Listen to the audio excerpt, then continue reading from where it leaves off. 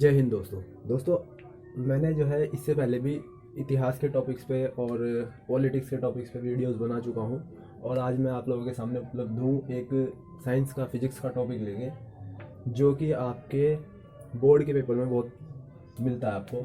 द्रव दाब, इंग्लिश में बोलते हैं वाटर प्रेशर।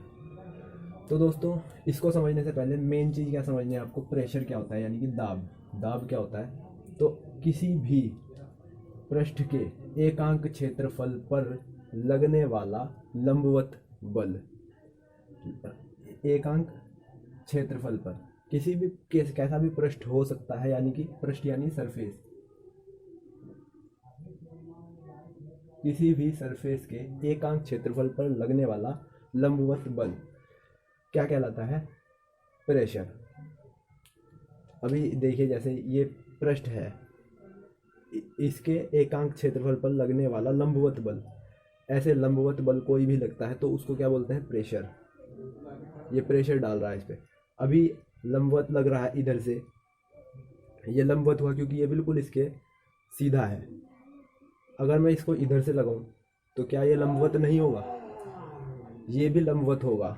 समझिए कैसे, मैंने यहाँ बोला एकांक क्षेत्रफल। एकांक क्षेत्रफल कैसे भी हो सकता है, यानी मीटर में नाप लीजिए, सेंटीमीटर में नाप लीजिए, इंच में नाप लीजिए, और या फिर आप मिलीमीटर में नाप लीजिए, है ना।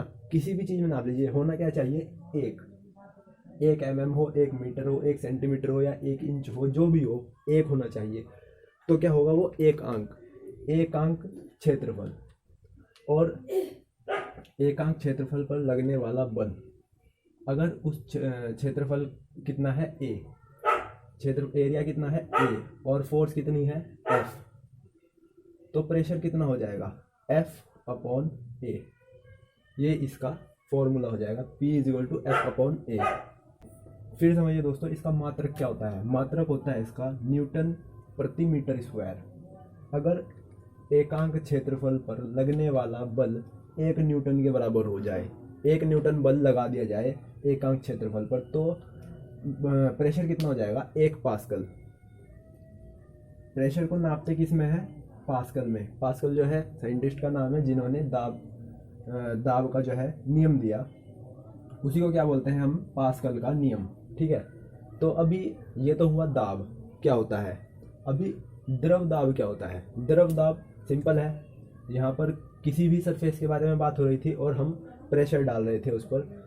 जैसे मैंने आपको बताया, ये प्रेशर डाल दिया। अभी तो यहाँ से आपको पेन से दिखाई दे रहा है, लेकिन अगर ये प्रेशर द्रव के द्वारा लगाया जाए, द्रव के संपर्क में आने वाला कोई भी पृष्ठ और उस पर द्रव द्वारा लगाए जाने वाला लंबवत बल क्या कहलाएगा, द्रव दाब, यानी कि वाटर प्रेशर।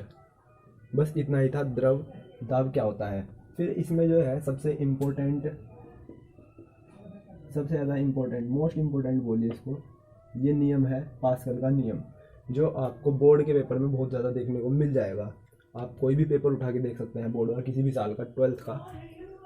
फिर इसमें वैसे ये 11th में जो है आते हैं, बोर्ड में भी जो है आपको मिल जाएगा। फिर समझिए पास्कल का नियम है क्या, इसको द्रव दाब संचरण नियम भी जो है बोलते हैं। तो नियम है कि इस नियम के अनुसार किसी पृष्ठ द्वारा घिरे हुए द्रव, जैसे मैंने यहाँ चित्र में दिखाया है, ये एक पृष्ठ है। पृष्ठ आप किसी भी सरफेस को बोल सकते हैं, जैसा मैंने बताया। तो पृष्ठ द्वारा घिरे हुए द्रव, इसके अंदर ये द्रव भरा है, कोई भी द्रव हो सकता है, उसके एक भाग पर डाला गया दाब, पृष्ठ के किसी भी एक भाग पे डाला गया दाब उसके सभी भागों में समान रूप से संचरित हो जाता है या फैल जाता है। इसको समझिए कैसे, जैसे यहाँ पर आप देख सकते हैं, ये पृष्ठ है और इसमें जो है द्रव भरा हुआ है। अब इसके चारों तरफ, तीनों और आप देख सकते हैं यहाँ पिस्टन लगा हुआ है। पिस्टन क्या होता है दोस्तों, एक ऐसी चीज़ होती है पिस्टन, ऐसे इसमें एक क्षेत्रफल होता है, कोई भी गोल सी चीज़ होगी। जैसे मैं आपको बताऊँ, देखो मैं दिखाता हूँ आपको कुछ, ये ढक्कन समझ लीजिए, और इसके ऊपर यहाँ पर ऐसे कोई डंडी लगा दी जाए, कोई भी एक पकड़ने के लिए हैंडल लगा दिया जाए, तो ये क्या क्या क्या बन जाएगा, पिस्टन। अभी इसमें मैं किसी भी चीज़ में इसको फिट कर सकता हूँ, जैसे इसको यहाँ फिट कर दें यहाँ ऐसे, और इसको यूँ दबाव डालें, तो ये क्या कहलाएगा, पिस्टन। समझ रहे हैं आप। अभी पिस्टन जैसे यहाँ पर 3 लगे हैं, ये वाला पिस्टन और ये दूसरा और ये तीसरा पिस्टन।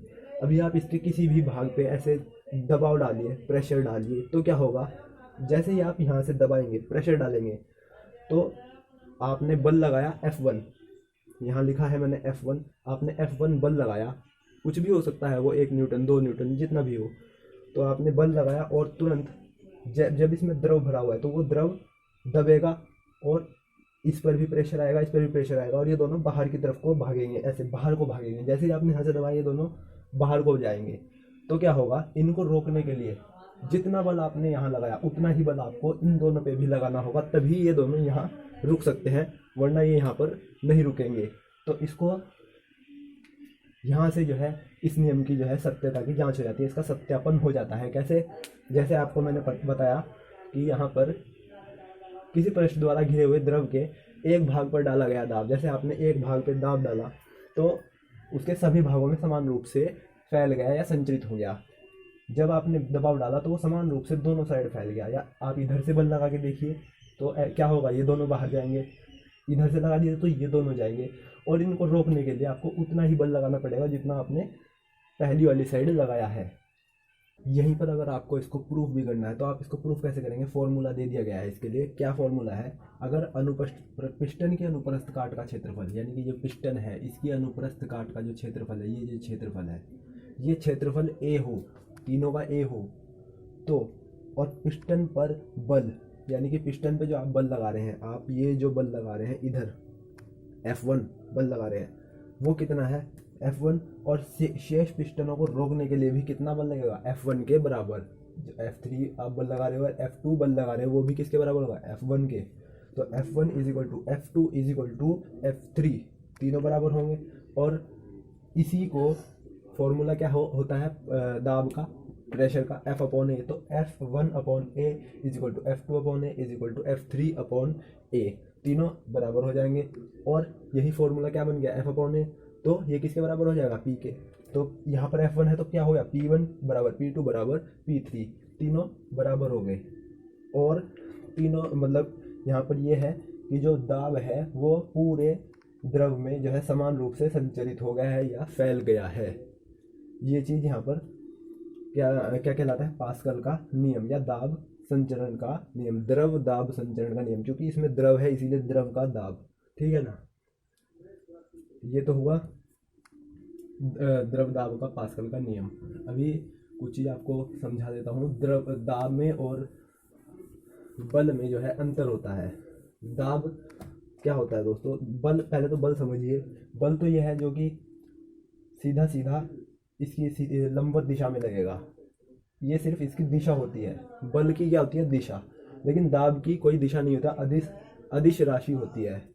कैसे, दाब लगाया, बल लगाया आपने तो सीधा सीधा लगेगा इसकी लंबवत दिशा में, और जो दाब है वो क्या होगा, वो सारे में फैल जाएगा, यहाँ यहाँ यहाँ, इस पे भी लगेगा, इस पे भी आएगा, तो इसकी कोई दिशा नहीं हुई।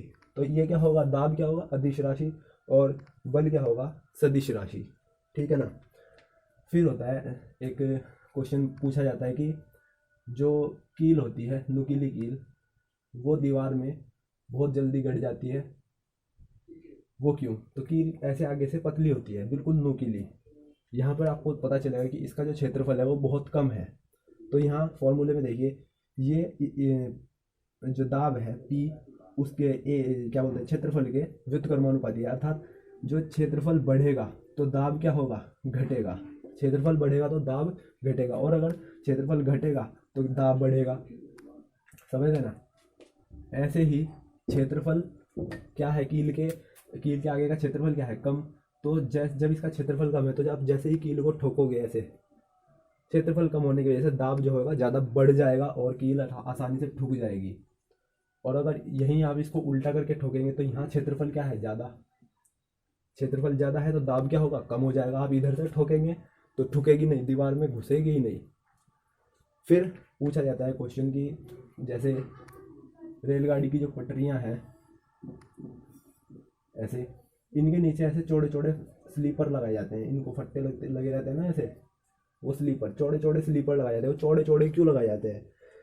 देखो दोस्तों, यहाँ पर भी वही फॉर्मूला है, क्षेत्रफल जो है ज़्यादा होगा तो जब रेलगाड़ी इस पर कई टनों वजन लेके इस पर चलेगी तो क्या होगा, वजन पड़ेगा, दाब पड़ेगा इस पर, लंबवत दिशा में बल लगेगा ना तो दबाव पड़ेगा। और अगर दबाव प्रेशर जो है झेलना है तो क्या होना चाहिए, एरिया ज़्यादा होना चाहिए।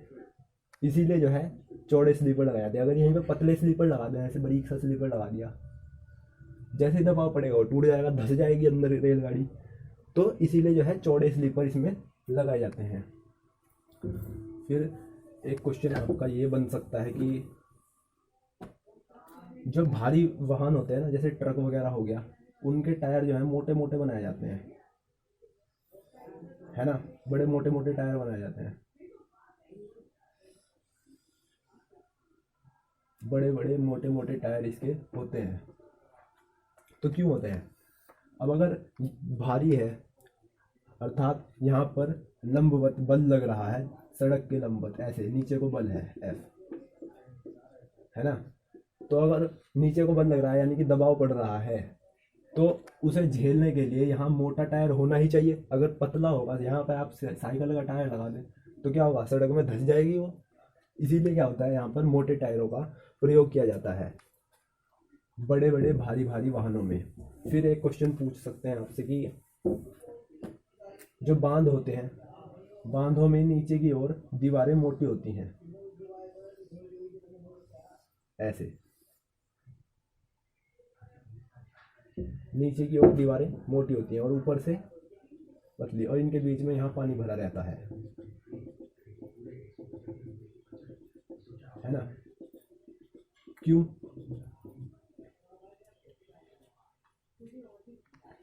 जैसे जैसे हाइट बढ़ेगी, गहराई बढ़ेगी, ये गहराई बढ़ेगी तो क्या होगा, प्रेशर भी बढ़ेगा, नीचे नीचे प्रेशर ज़्यादा होता जाएगा। जितनी ज़्यादा गहराई में जाओगे उतना ज़्यादा प्रेशर होगा। अब जब यहाँ प्रेशर होगा तो बल लगेगा इधर को, बाहर को, यहाँ को, और जितना ऊपर जाओगे प्रेशर जो है कम जो बल है वो कम होता चला जाएगा, यानी प्रेशर भी कम होता चला जाएगा। अब यहाँ प्रेशर कम होगा क्योंकि एरिया जो है, और यहाँ एरिया ज़्यादा है तो प्रेशर कम करने के लिए इनको मोटा बनाया जाता है दीवारों को, जिससे कि प्रेशर जो है मेंटेन हो सके। इसलिए इन दीवारों को यहाँ नीचे की ओर मोटा बना दिया जाता है, क्योंकि ऊपर तो पानी कम है और इसीलिए प्रेशर भी जो होता है कम होता है। यहाँ तक आपको समझ में आया ये सब?